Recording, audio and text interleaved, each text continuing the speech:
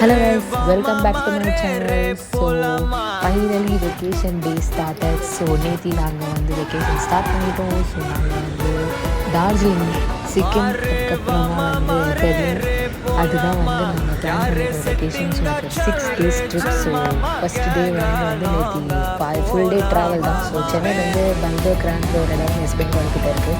நாங்கள் அங்கே தான் ஃபஸ்ட்டு வந்து ரீச் ஆனோம். அதுக்கப்புறமா வந்து ரீச் ஆகிட்டு ஒரு 2:30க்கு ரீச் ஆனோம். அதுக்கப்புறம் ரெஃப்ரெஷ் ட்ராவல் பண்ணோம்.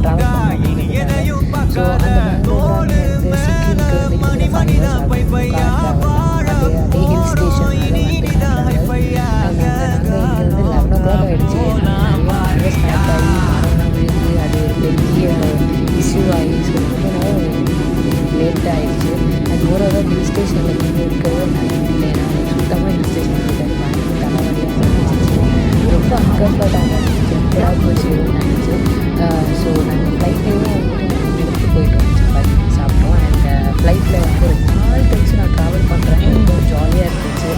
அண்ட் ஃபைனலாக நாங்கள் சிக்கிமுக்கு வந்துவிட்டோம். ஸோ இன்றைக்கி வந்துட்டு லோக்கல் பிளேஸ் தான் விசிட் பண்ணிட்டோம்.